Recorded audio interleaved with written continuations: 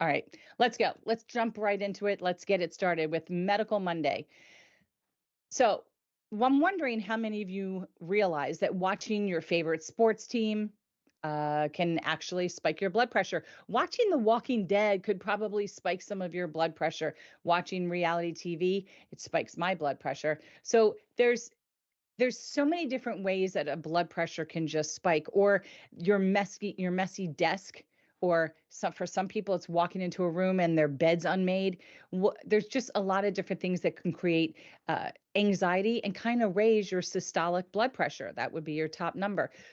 Life is just full of so many hypertension hijinks, basically, is what they're saying. So even a hearty laugh can momentarily boost those numbers, although it's all in good fun. Let's not forget the sneaky salt that's hiding behind your healthy smoothie or your healthy food. Surprise, surprise, blood pressures are on the rise. And it's funny, I took a look at like lean cuisine and all of these smart, healthy foods. They are not healthy. Have you checked out the sodium content in one of those, like Salisbury steak or ginger honey Szechuan chicken? It's not good. It's not good. Don't eat it. Just saying. It's got a lot of salt. Here's a few other culprits that can actually be the cause of increasing your blood pressure, according to an article in AARP. So first off, it could be sleep apnea, a sleep disorder in which a person stops and restarts breathing several times throughout the night. This can actually cause a bump in your blood pressure, and it's becoming increasingly common in the United States as more Americans struggle with being overweight, says Dr. Donald Lloyd Jones, chair of the Department of Preventive Medicine at Northwestern University Feinberg School of Medicine and former president of the American Heart Association. On top of sleep apnea can be just a simple, unpredictable sleep schedule. It's not just apnea during your sleep cycle that can actually cause your blood pressure to go through the roof, but people who don't get at least 6 hours, anywhere from 6 to 8 hours of sleep, can actually have elevated blood pressure. And this is from Dr. Luke Laffin, who we had here as a guest on Aortic Hope. He's the co-director of the Center for Blood Pressure Disorders at the Cleveland Clinic. So just think about that. I mean, I am, for one, a big, big supporter of like that 8 to 10 hour sleep. It makes me very happy. But I'm like many of you, and I know it's many of you because I'm up at 1:30 to 2:30, 3 a.m. looking at all of you thinking, why are you all up? You're all having the same issues that I'm having, which is a degree of insomnia, racing minds, so many thoughts, and we just can't seem to quiet our minds. And I don't have sleep apnea, but I'm sometimes have that irregular sleep schedule, and it does mess around with my blood pressure sometimes and my anxiety and my thought processes. So trying to quiet your mind and get your environment prepared for sleep, which means turning off the phone before you get into bed, is probably going to be something that would help out that situation. Here's another interesting one that can increase your blood pressure: holding it when you got to go to the bathroom.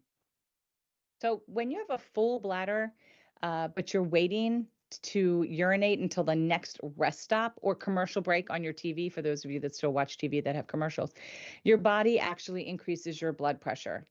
A full bladder will raise blood pressure about 10 to 15 points, Dr. Laughlin said, which I had no idea, no clue, never heard of that before.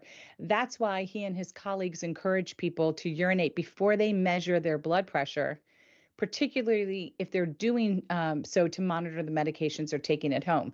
So that's interesting because I've never had a physician say to me, do you need to use the restroom before we come in and I take your vitals? I'm curious now to know, what kind of difference it would make. But I guess it's logical because if you think that we're on water pills sometimes to release excess fluid from our body to ultimately reduce blood pressure, then I guess that kind of makes sense, right? So maybe that's something that you can add to the list of things you try to do before taking a blood pressure. Just go to the bathroom, then sit and relax. I don't know. I found that very fascinating. Here's another one that can it can raise. It will raise your blood pressure, and that's air pollution. So researchers reveal that exposure to fine fine particulate matter or air pollution, like what you'd find from a car exhaust and burning or fuel burning or what have you, for example, Coarse particulate matter air pollution, like dust from roads and construction sites, that can actually boost your blood pressure in adults. The link has also been established in children. So I guess if this is one of those that you're really susceptible, and I guess it makes sense. If it's something that causes you sneezing or any type of reaction, allergic reaction, well, that's inflammation. That's why you're sneezing. You're trying to get rid of stuff that's in your body that can raise your blood pressure. But there are cars now that have this intuitive computer component that will switch the intake from outside to circulating inside air. So you may want to look into the setting in your car if you have one of these new cars with these new features. Or you know what? We're in the day and age of masks. Like, I hate having allergies. So when the pollen count is up, I'm wearing a mask outside. It's not really because of COVID. It's because I don't like feeling like I'm walking around with a cold every day. And I don't now want my blood pressure to go up if this is clearly a possible participant in that. So just my thought on that one. All right, let's see what else we got. Oh, I just went off. Okay. So we've got black licorice. Black licorice. Okay, first of all, in my opinion, disgusting. That's just my opinion. I think it's gross. And now I feel validated because this is not a trick or treat. Black licorice, we're talking the real deal, not just licorice flavored candy. It actually can be a health hazard, and not just because of its sugar content. So the candy actually contains this compound called, I'm going to guess it's called glycyrrhizin because I can't say it. Glycyrrhizin. Sounds good enough. It's derived from licorice root, and which can actually cause the body to hold on to lots of salt and water, which will drive the blood pressure up. So if you're gonna do licorice, stick with red. It tastes better too. All right, another well-known culprit for potentially increasing your blood pressure is alcohol, your alcohol consumption, which is so confusing because it's often repeated that alcohol, like a glass of wine, is really good for your heart, but it can also send your blood pressure soaring, both in the short term and in the long term. Dr. Lloyd Jones explains that while alcohol initially relaxes the blood vessels, those vessels will start to constrict once the liver metabolizes it. So blood pressure can remain at this higher than normal level during the day after imbibing. Never heard of that word, but there's a word for you. And if drinking too much becomes a pattern, well, your blood pressure numbers are going to go up, and that's going to become a pattern too. Something to think about. That Drink for word, thought. that word is Yeah. imbibing. And you Imbibing. have heard of that word before. Well, if I've heard it, it didn't get retained because there was something more important that I kept in as that imbibing went in. It's colloquially. So I'm not interested in retaining it. But imbibing. All right. What was the other word? What was the other word? The Oh, you'll have to scroll back. Glycyrrhizin? That's good. You're good. I don't know if Gly that's real. glycer Nope, we're moving on. Lack of fruits and vegetables, everybody. Lack of fruits and vegetables can be another potential cause. Diets are pretty simple. We've been eating fruits and vegetables since the dawn of day. So if you decide to eliminate fruits and vegetables, you could potentially cause your blood pressure to go up. And the reason is too much sodium is a long established catalyst for hypertension. We know this, but a diet rich in produce can actually help counter the effects of sodium, thanks to the potassium that's found in many fruits and vegetables. Salt increases blood pressure, potassium decreases blood pressure. Now, I will say, so many of us are on medications that already have an element of potassium added. So before you go crazy adding all kinds of fruits and vegetables full of potassium, before you eat a bunch of bananas every day, talk to your physician because you also don't want to have astronomical levels of potassium in your bloodstream too. So you might want to just talk to somebody about that. But so salt, we know, increases blood pressure. Potassium will actually decrease blood pressure by causing our bodies to release that sodium, says Dr. Welton, an assistant professor of medicine at Johns Hopkins Medicine Division of Cardiology. So men should be aiming to intake 3,400 milligrams of potassium per day, and women need about 2,600. So that's food for thought. All right. Your social life or lack thereof can actually increase your blood pressure. As a species, we are not meant to be without other people, says Conklin. Conklin's the last name.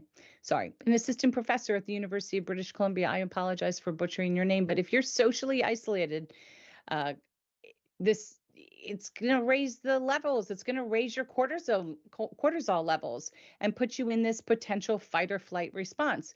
A study Conklin conducted of 28,238 adults between the ages of 45 and 85 found that women being single, having limited social activity for being part or limited uh, participation in being part of a smaller social network was actually linked to having higher blood pressure.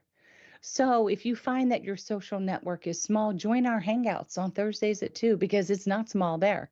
And maybe you're going to feel this boost in cortisol levels and you're going to feel really happy. And it might lower your blood pressure. Never thought of that as a link. Learning something new every time we put these posts up. Just saying. I'm not a doctor. Don't know if it'll happen, but I know it makes a lot of people happy and you can join on Thursdays at 2. All right, common medications.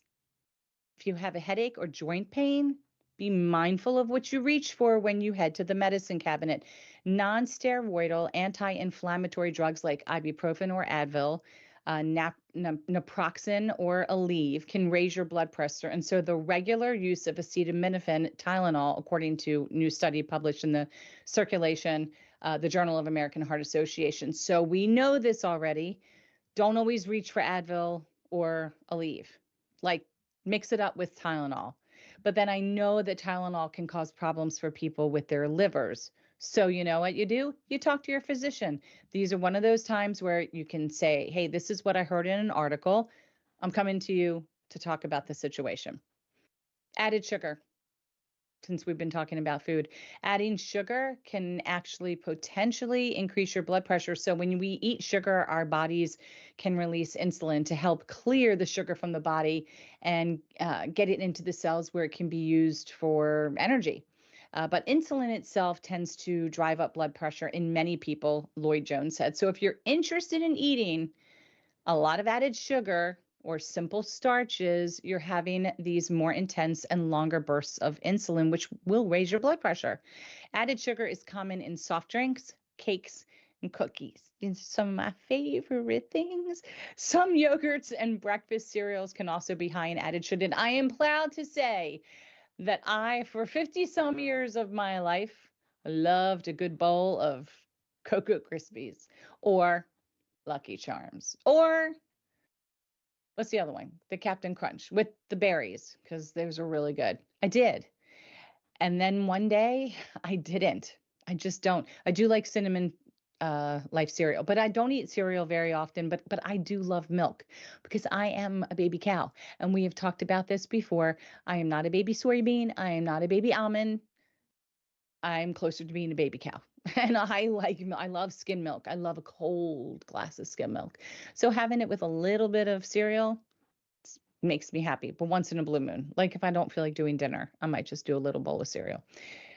But I try not to get things that are high in sugar. Like I love a good bowl of Cheerios. Like just throw some strawberries on it. That's the sugar that I need. That's what I'm craving. But I love eating some of those toasted oats. But that's me. Don't do what I'm saying. Just do what you want to do and talk to your physician. But I have noticed a difference in now that I've stopped all that sugary, sweet, gross stuff that had no value whatsoever. I've noticed a difference in not crashing after breakfast, which I would do often, get very tired, and I don't feel spikes in my blood pressure. So, all right, the last one I think here. Nope. Next to last, smoking. We say it all the time. Another reason to kick the habit is that smoking, it is a proven risk factor for heart attack and stroke.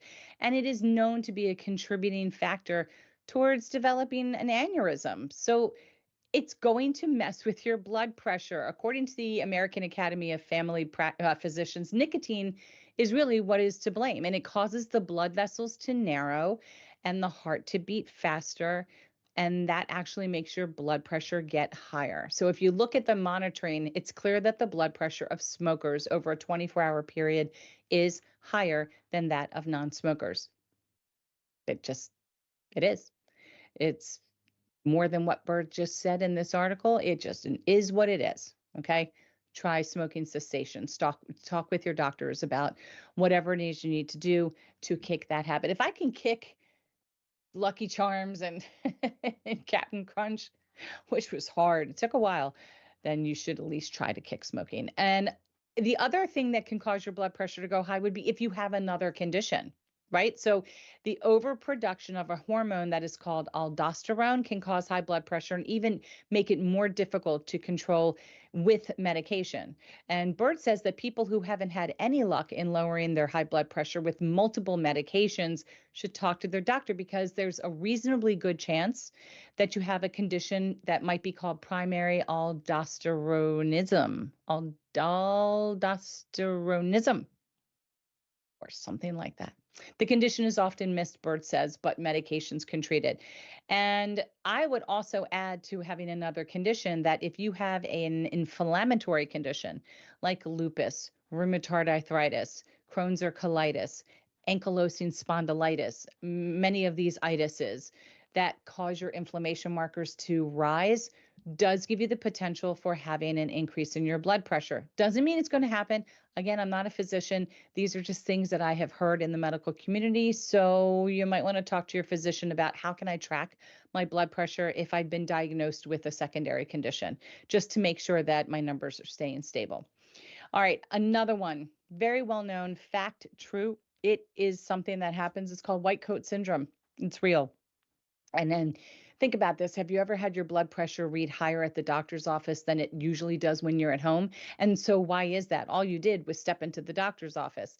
In 2017, a study in the Journal of Hypertension found that up to 30% of people with increased blood pressure have disordinate in office and out of office blood pressure. So this condition is known as white coat hypertension.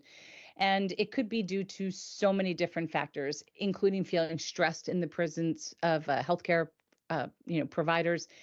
It's not a trivial thing. It is real. Doesn't mean you're scared. It doesn't mean that you feel anything. It's just the way that your body happens to be reacting. But white coat hypertension is linked to a higher risk of heart attack or stroke or cardiovascular disease.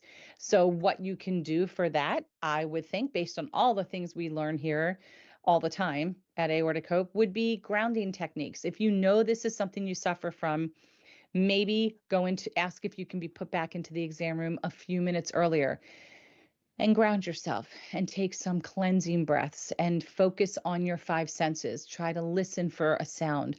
Try to smell something that's in the room. Maybe bring gum or a mint and try to have a taste. Visually look around the room for the patient awareness posters in your exam rooms that tell everybody about Aortic Hope. Use your five senses. Touch the paper that lines the exam bed, or feel the coldness of the metal edging the chair that you're sitting in. By the time you've done all of that, your blood pressure has come down, because that's what grounding does. And if your blood pressure does run high, ask them to take it at the end of the appointment. They will come back in. I was recently at an urgent care and I could not believe what they said my blood pressure was when I came in. I knew it was so inaccurate. And I have to tell them to take it in my right arm, which typically runs higher than the left. So he tried to take it constant over and over and over again, manual. He did not know what he was listening to. So as soon as I went back into the room, I'm like, I'm not trying to throw somebody under the bus, but that's not my blood pressure. I don't have white coat syndrome. He just did not take it correctly. And they took it and it was much better. So advocate for yourself. But if you are interested in learning some more information or more details, there is a link so you can click on the article and read more about it. That's your Medical Monday.